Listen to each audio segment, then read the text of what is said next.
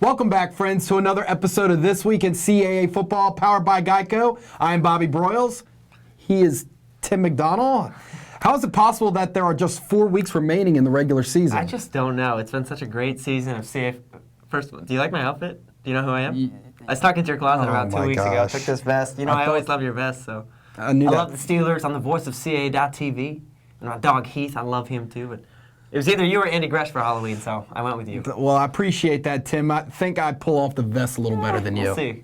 So, well, we have plenty of treats for you today, and we'll start first with Timmy's headlines from Week 9. Well, UNH, one of the players, and interesting, a quote from that game, he said they got punched in the face. The Wildcats did at home.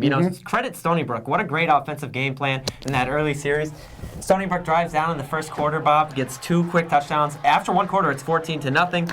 UNH, again, felt adversity at home, got it done a little bit. In the second quarter, they get 2 rushing touchdowns. Remember, Stony Brook had only given up 2 rushing touchdowns the whole year, 15-14 at the half. And in the second half, UNH's D really clamped down a little bit, only allowed 1 more touchdown. And then they score. Jimmy Owens burst through the hole, about a 50-yard touchdown. UNH gets it done. Again, a wake-up call, but again, a great fight from Stony Brook.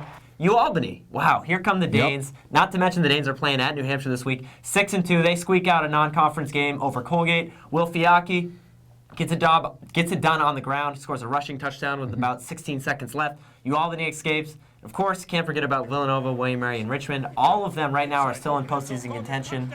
It's just, another great week. I mean, can't forget about JMU that either. Was a shootout down at Charlotte. Thad Lee accounts for 6 touchdowns. JMU was up 21-0 in the first quarter, eventually gets it done, wins by a touchdown.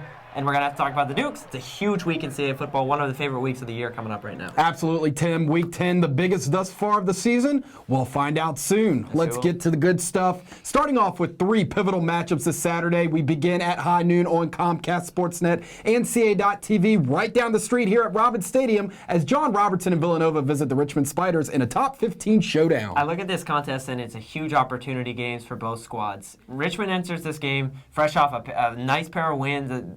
They're really reeling off some great defensive plays.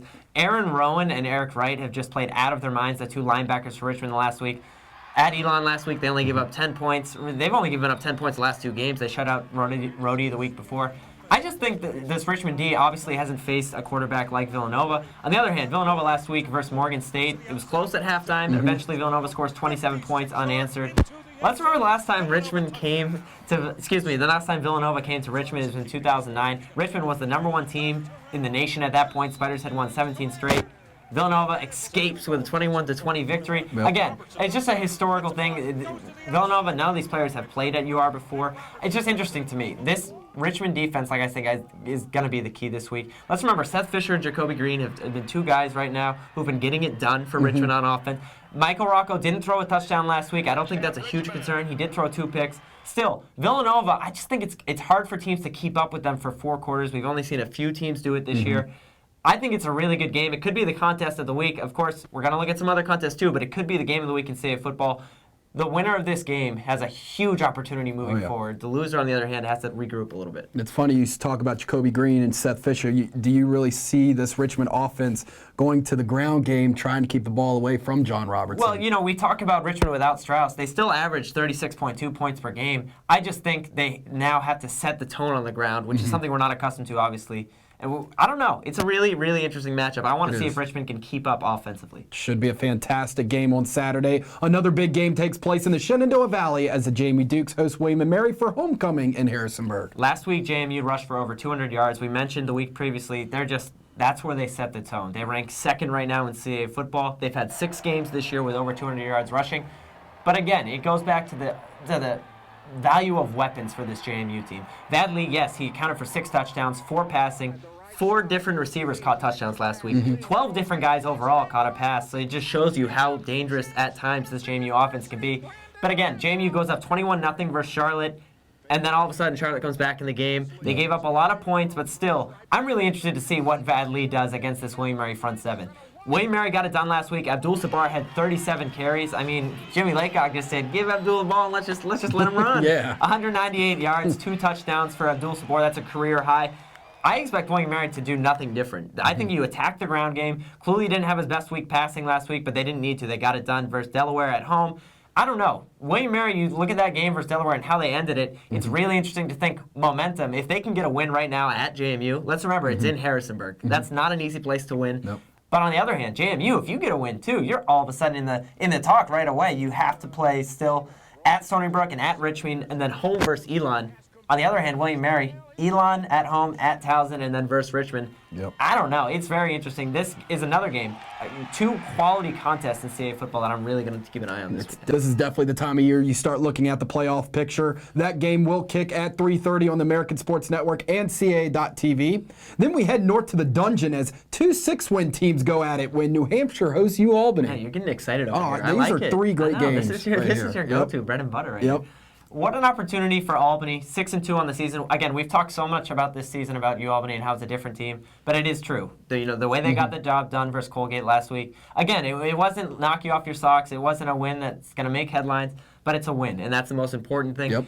If anything good can come out of UNH beating Stony Brook by 8 points last week at home, it's the fact that they were able to recollect themselves and regroup after a slow start, after they got punched in the mouth a little bit. And this New Hampshire team, you just look at times, the weapons are so dangerous. I look at R.J. Harris, and we've seen what he does. He's the leading receiver in this conference. But I also think UNH is also going to have to guys step up. We look at Jared Allison, a receiver, Jimmy Giansante, Harold Spears. I think that's going to be key. UAlbany knows who UNH is going to go to through the air. It's going to be tough for UAlbany to start the ground. But again, UAlbany allows 121 yards per game on the ground. Nico Soretti and Jimmy Owens have complemented each other so well this year for UNH. I'm really interested to see how UAlbany plans to attack UNH, because we've seen UNH at times give up big chunks of plays, but they don't give up the huge play. No. That defense is played well, and granted, yes, last week they gave up 14 early points, but they battled down the hatches a little bit earlier. I'm looking at Fiocchi and see if he can get it to his weapons. Brian Parker and Jake Meek, the receiver, who can also run the ball. I really want to see how Albany plans to attack UNH. And on the other hand, can UNH establish a ground game? UAlbany's D has been underrated all year. They get another shot this week. Absolutely should be another great contest up in Durham. Other league action on Saturday features Rhode Island on the road at Delaware. The Rams were so close last Saturday to getting Coach Fleming's first win at Rhodey. It was a great atmosphere there at Rhode Island. It was a nice little fall afternoon game. And it's tough because you want Rhodey to break through. They still haven't won a game this year, but you also got to give credit to Maine. They get it done, a late rushing touchdown. Rhodey, it is tough. It's very tough. You can't overlook the impact that Andrew Bowes, the senior linebacker, had last week. Oh, yeah. 19 tackles, 3 tackles for loss. Two sacks. He was an absolute monster. Not to mention Miles Holmes returned the opening kickoff in the second half for a touchdown. So at that point, you're thinking, okay, the momentum started. It's just tough for this Rhodey team. And then look at Delaware on the other hand. Right now, Delaware's coming off 2 straight losses, Bob, and it was 10-7 at the half versus William and Mary. And then all of a sudden, in the third quarter, William Mary scored 24-7, and at that point, they just kept on rolling. They did get a touchdown right at the end of the third quarter that almost switched the momentum, but William Mary put it away. It's very tough right now, and you just look at this Rhodey team. You just have to keep progressing, and you have to keep moving. And Delaware, at the same sense. Yeah. Yes, you're 4-4, but you can also have a great shot at home versus Rhodey. I expect Delaware to get the ground game going again. It wasn't very existent last week. And that game is slated for a noon kick. We wrap up Week 10 in Maryland at 4 as the Towson Tigers play host to Elon on the American Sports Network. Tim, Towson coming off that bye week, still pretty beat up, it sounds like. Yeah, it sounds like every time we talk to Coach Ambrose on the weekly conference call, he just keeps on mentioning how hurt this team has been in terms of just all the injuries up and down the board. Elon, for as lopsided of it as a win it was last week versus Richmond, I should say, it was 30-10. Richmond won that game. Elon picked off Michael Rocco twice last week, so that defense didn't play that bad. Gave up 3 field goals, so it wasn't like Richmond was lighting up the scoreboard. I just think this Elon team at this point right now, kind of like Rhodey in some sense offensively, just has to keep progressing. We saw John Lowry, 110 passing yards, and he was a guy who we didn't expect to see at all play last week. No. We saw Mike Quinn get hurt a little bit. But then Towson here, you're sitting off a bye week, and you beat Delaware 2 weeks ago. I just think Towson, the physicality up front, and that Connor Frazier played better in that game versus Delaware, and especially in the game-winning drive, he was 3 of 3. I just think Towson right now, that rest is going to help. And versus Elon right now, we're not sure offensively if they can get things going. Only had 17 rush yards last week versus Richmond. Yep. Well, CAFootball.com has television coverage information for Week 10. And CA.TV, again, will simulcast Comcast Sportsnet's coverage of Richmond versus Villanova, as well as ASN's coverage of William & Mary at JMU, so make sure to check that out. And it's a big week on the Twitterverse as well. All the posts from our CA Football account on Saturday is actually going to feature you, the fans, generated from you. So you can tweet your analysis, your photos, anything else you have on game day using the hashtag CAFB. and watch and see if they're used to tell the story of Week 10.